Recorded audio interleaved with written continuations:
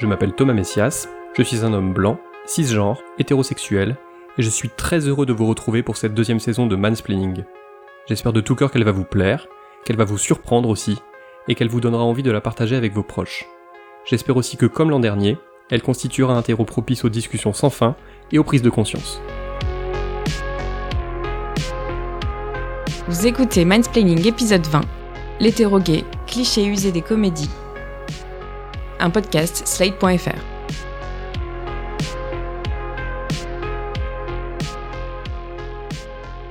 Cet été, l'une de mes activités préférées des jours de canicule a consisté à regarder des films en tête-à-tête avec mon ventilateur. J'en ai notamment profité pour rattraper les dernières comédies françaises sorties en VOD, parmi lesquelles un certain All Inclusive, réalisé par Fabien Ottoniente. C'est un film totalement dispensable, quel que soit l'angle sous lequel on le regarde. En résumé, il aurait tout à fait pu s'appeler Camping 4, sauf qu'il se déroule cette fois dans un club de vacances.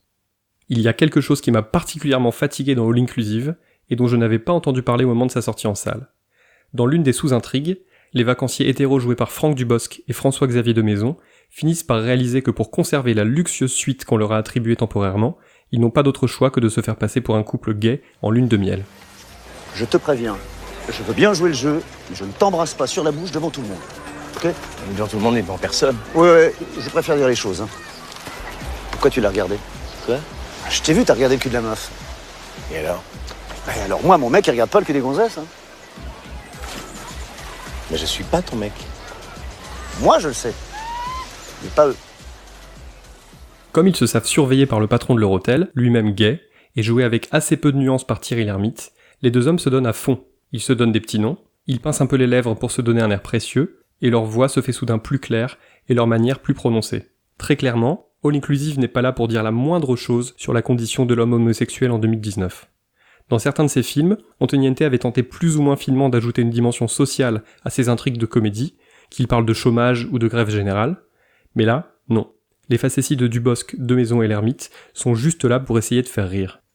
J'ai demandé à Fabien Randan, journaliste culture et médias à 20 minutes, de m'expliquer pourquoi en 2019, des réalisateurs pouvaient encore avoir envie de traiter ce genre de sujet de cette façon. Ça convoque une nouvelle fois une figure qui a été utilisée depuis longtemps au cinéma, c'est celle de l'homme homosexuel, efféminé, très maniéré, haut en couleur, le plus souvent asexué, le personnage dont la fonction principale est de faire rire. C'est souvent, hélas, un personnage dont on rit plutôt qu'un personnage avec lequel on rit. Dans All Inclusive, De Maison et Dubosc semblent prêts à tout pour que leur séjour reste luxueux, mais en revanche, il y a un élément sur lequel il leur est difficile de transiger, pas de bisous sur la bouche. Et je te propose de commencer à dîner, Barbinou. Qu'est-ce que tu fais là ? Si tu veux continuer à te réveiller dans la 114, je te conseille de me suivre. Il y a le directeur qui nous regarde derrière un cocotier. Ah, ne te tourne pas. Non. Arrête avec ça, lâche-moi. On n'a pas le choix. Spock. C'est ça, la 2 bis. Qu'est-ce qu'on fait ? On s'embrasse. Ah non. Ah non, c'est pas possible. À la 114, Bruno. Apparemment, s'embrasser entre hommes constitue l'une des choses les plus dégradantes qui soient. Et c'est donc l'occasion pour Ottoniente de développer des gags de niveau CE1, destinés à ce que le public pousse des petits cris de dégoût.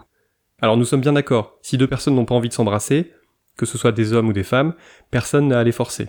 Mais là ce n'est évidemment pas de ça qu'il s'agit. Il s'agit de provoquer un rire de connivence avec le public, en blaguant avec lui sur le fait que deux mecs qui s'embrassent, c'est quand même un peu dégueulasse. Je ne voudrais pas jeter la pierre à Ottoniente, ou en tout cas pas à Ottoniente seulement, car ce dégoût du baiser entre hommes est également au programme d'autres films, comme par exemple Quand Chuck rencontre Larry, avec notamment Adam Sandler.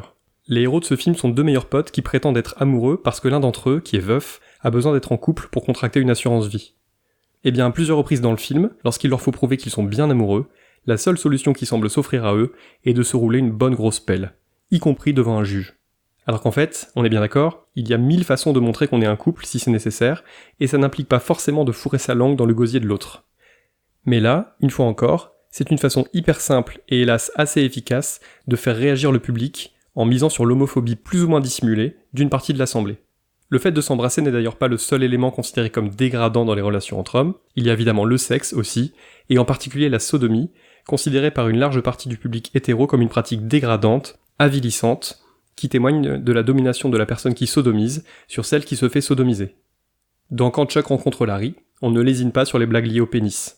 Parce que c'est bien connu, les gays passent 24 heures sur 24 à se tirer sur la nouille ou à s'occuper de celle de leurs voisins. Bon, où ils vont, deux mecs qui se marient? Regarde-moi ça là-haut. Gay, marions-nous. Oui, j'avale. Tous mes nœuds de bonheur. Jusqu'à ce que le dard nous sépare. Où est-ce qu'on va faire ça, mon chou? L'ennui avec ce genre de scénario jamais très fin, c'est qu'ils réduisent les hommes gays à une sorte de déguisement, comme si leur homosexualité était leur seule caractéristique et leur seule raison de vivre. Quand il s'agit de jouer au gay, il n'est question que d'attitude, Fabien Randan. de code censés être signifiants, des marqueurs de l'homosexualité, une manière de s'habiller, une manière de parler, une manière de se déplacer. Voilà, il ne s'agit jamais, ou alors très rarement, d'évoquer ce que c'est plus largement qu'être gay au quotidien, quoi. Voilà, ou même en tant que cheminement personnel, hein, le fait de s'assumer ou non, le rapport aux autres, à ses proches, à sa famille, à la société. Voilà, il y a aussi généralement une grande absence dans ces films-là, c'est l'homophobie. Alors certes, on est dans la comédie, et peut-être que les scénarios n'ont pas envie de s'embarrasser avec des représentations de cas de discrimination ou d'agression homophobe, mais ça enlève quand même, je pense que ça enlève quelque chose au propos, enfin que ces films-là auraient un propos plus fort s'ils intégraient aussi cette dimension-là. Puisque la plupart du temps, ces comédies, elles limitent le fait d'être gay au fait d'être en couleur, quoi. Cela se traduit d'ailleurs dans une autre scène de Quand Chuck rencontre Larry, qui se déroule durant une soirée costumée, et où le faux couple gay doit répondre à l'une des questions si souvent posées par celles et ceux qui se mêlent de tout, mais n'y connaissent rien. Qui fait l'homme et qui fait la femme? Alors, j'ai une question. Je sais que tu la sens bien, mais je vais le faire. Je vais la poser. Qui est le batteur et qui est le lanceur? Tu veux savoir qui est le garçon, qui est la fille et tout le tintouin? Mais rien ne vous oblige à lui répondre. Ça ne regarde personne. Ouais, t'as raison, mais c'est marrant de savoir. Non, c'est pas un problème. Voyons, je sais que ça va être un grand moment. Selon vous, qui est la fille de nous deux? Je sais. 1, 2, 3, Chuck. Oh, c'est tellement Chuck. Comment ça, Chuck? Mais qu'est-ce qui vous fait croire que c'est moi la fille? Bah, c'est une pomme, lui. Bon fruit bien costaud, très masculin. Toi, tu es le comte Suscula qui boit sa bière à la paille. J'ai demandé une paille pour que mon rouge à lèvres ne baffe pas. Oh, j'aggrave mon cas. Une fois encore, cela réduit les couples homo à ce qui se passe dans leur chambre à coucher, et en plus, ça les enferme dans une vision hyper hétérocentrée, avec une personne qui pénètre et une qui est pénétrée. Ce qu'on assimile au fait que l'un fait l'homme et l'autre fait la femme. C'est une vision hyper pauvre et potentiellement blessante de la sexualité, laquelle est réduite à une seule activité, avec un modèle unique qu'on essaye de plaquer sur tous les couples. Ça n'a aucun sens, et c'est juste extrêmement déplaisant pour toutes les personnes concernées. Il y a vraiment dans ces films une volonté souvent inconsciente de raconter que l'hétérosexualité est la norme et que tout le reste ne fait que dépasser du cadre. Dans Épouse-moi mon pote, réalisé par Tarek Boudali, celui-ci joue un jeune étudiant marocain qui contracte un mariage blanc avec son meilleur ami, joué par Philippe Lachaud. Le film est plein d'aberrations qui sont plus visuelles que sonores, mais il y a cependant une petite vanne que j'aimerais que vous entendiez à la fin de cet extrait. Vous connaissez depuis un an. Des projets en commun? Oui. On a un rêve un peu fou. Dans quelques années, si on a assez économisé, on aimerait acheter une ferme et la retaper pour faire un élevage. Un élevage de quoi? Chevaux. De truites ou de chevaux? De chevaux, on a dit. Mais pourquoi c'est toujours toi qui déciderais? Oui, bon, d'accord. D'autres projets Ah oui. J'aimerais être enceinte. C'est un rêve. Ah, c'est drôle, hein. Un homme qui dit qu'il rêve d'être enceinte. Ou comment se moquer à bas prix des couples LGBT qui veulent devenir parents, et dont la plupart attendent désespérément que les lois promises soient votées. Et par cette petite vanne, on conspue également les hommes transgenres, dont certains portent ou ont porté des enfants.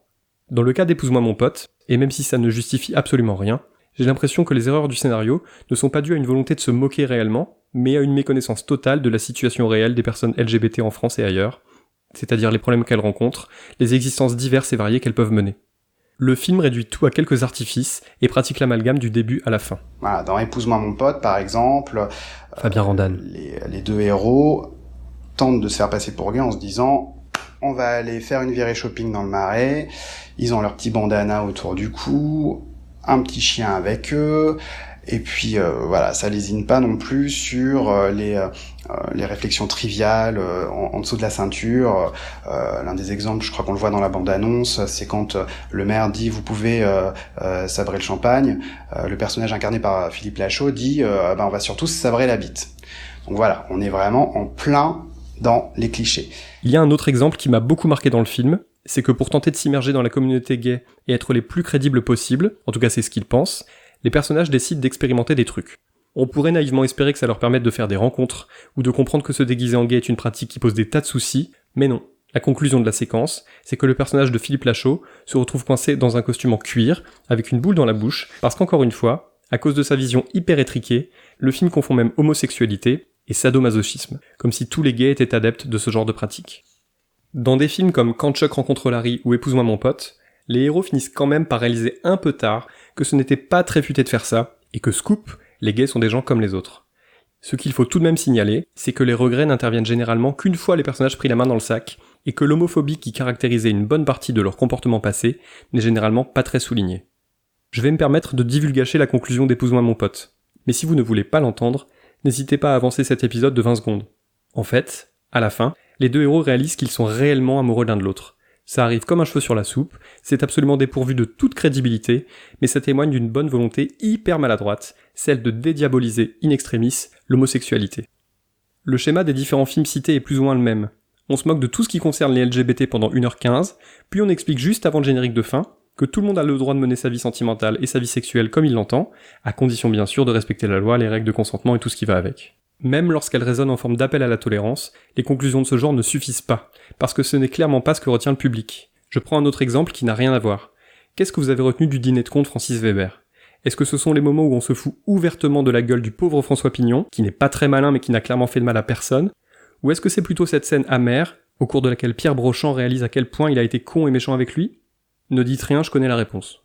D'ailleurs, puisqu'on parle de Francis Weber, Fabien Randan a tenu à me dire quelques mots sur son film Le Placard, dans lequel un autre François Pignon, cette fois joué par Daniel Auteuil, fait croire qu'il est gay, de façon à ce que ses supérieurs n'osent pas le licencier. Comme il se demande comment on fait pour avoir l'air homosexuel, il va poser la question à son voisin gay, joué par le regretté Michel Aumont, qui va lui donner des conseils fondamentaux. Il y a notamment une réplique qui me semble être particulièrement importante, qui fait office même, je pense, de prise de position.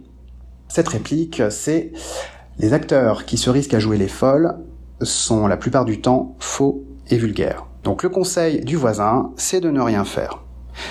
Il dit à François Pignon « Ne changez rien, c'est le regard des autres qui va changer sur vous. » Il semble donc possible d'aborder le sujet de façon intelligente, en évitant pas mal de clichés, et en se moquant des homophobes plutôt que des homosexuels. Et si on ne s'en sent pas capable, rappelons qu'il est plus sage de mettre son embryon de scénario à la poubelle, plutôt que de persister dans une voie qui n'apportera rien de bon. Ni humour de qualité, ni plaidoyer contre l'homophobie. Une double question pour finir, pour laquelle je n'ai pas de réponse. Est-ce que vous connaissez des films dans lesquels des femmes hétéros font semblant d'être lesbiennes ? Et est-ce que vous auriez des pistes pour expliquer pourquoi cela a l'air d'intéresser beaucoup moins les cinéastes ? N'hésitez pas à m'envoyer vos réflexions, ça m'intéresse beaucoup. Voilà, c'était l'épisode 20 de Mansplaining, un podcast proposé par Slate.fr. Merci à Fabien Randan pour ses interventions. Si vous avez aimé ce podcast, n'hésitez pas à le dire en nous couvrant d'étoiles partout où vous le pouvez, 5 de préférence, et en parlant le plus possible autour de vous. Toutes vos remarques et vos questions sont les bienvenues à l'adresse suivante, mansplaining@slate.fr. Vous pouvez aussi me contacter via Twitter ou Instagram, mes messages privés sont toujours ouverts. Toutes les références aux articles, œuvres, vidéos citées se trouvent dans la description de ce podcast. À dans 15 jours.